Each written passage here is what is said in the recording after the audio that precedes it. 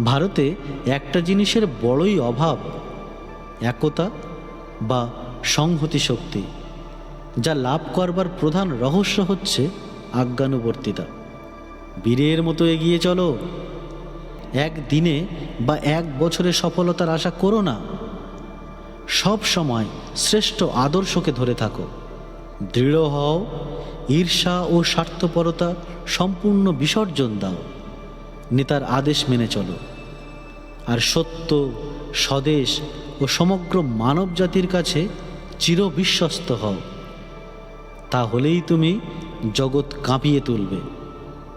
মনে রাখবে, ব্যক্তিগত চরিত্র এবং জীবনই শক্তির উৎস, অন্য কিছু নয়। কেবল সংখ্যাধিক্য দিয়ে কোনো মহৎ কাজ সম্পন্ন হয় না।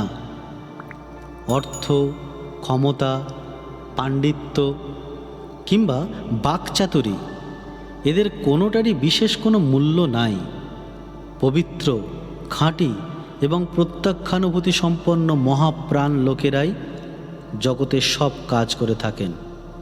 যদি প্রত্যেক দেশে এমন 10-12টা মাত্র সিংহবীর্য লোক জন্মগ্রহণ করেন, যারা নিজেদের সমুদয় মায়াবন্ধন ছিন্ন করেছেন, যারা অসীমের স্পর্শ লাভ করেছেন, যাদের চিত্ত ব্রহ্মানুধ্যানে নিমগ্ন, অর্থ, যশ ও ক্ষমতার স্পৃহামাত্রহীন, তবে এই কয়েকজন লোকই সমগ্র জগৎ তোলপাড় করে দেবার পক্ষে যথেষ্ট। আমরা যেন নাম, যশ, প্রভুত্ব স্পৃহা বিসর্জন দিয়ে কাজে ব্রতী হই। আমরা যেন কাম, ক্রোধ ও লোভের বন্ধন থেকে মুক্ত হই। তাহলেই আমরা সত্য বস্তু লাভ করব। বড় বড় ব্যাপার কি কখনো সহজে নিষ্পন্ন হয়? সময়, ধৈর্য ও অদম্য ইচ্ছা শক্তিতেই কাজ হয়। আমি তোমাদের এমন অনেক কথা বলতে পারতাম যাতে তোমাদের হৃদয় আনন্দে লাফিয়ে ওঠে, কিন্তু আমি তা বলবো না। আমি লোহার মতো দৃঢ় ইচ্ছা শক্তি ও হৃদয় চাই, যা কিছুতেই কাঁপে না, দৃঢ়ভাবে লেগে থাকে। আমি কাপুরুষতাকে ঘৃণা করি। আমি কাপুরুষদের সঙ্গে এবং রাজনৈতিক আহাম্মকির সঙ্গে কোনো সংস্রব রাখতে চাই না। আমি কোনো রকম রাজনীতিতে বিশ্বাসী নই। ঈশ্বর ও সত্যই জগতে একমাত্র রাজনীতি, আর সব বাজে। সকলে উঠিয়া পড়িয়া না লাগিলে কি কাজ হয়? উদ্যোগী পুরুষ সিংহেরই লক্ষ্মী লাভ হয়।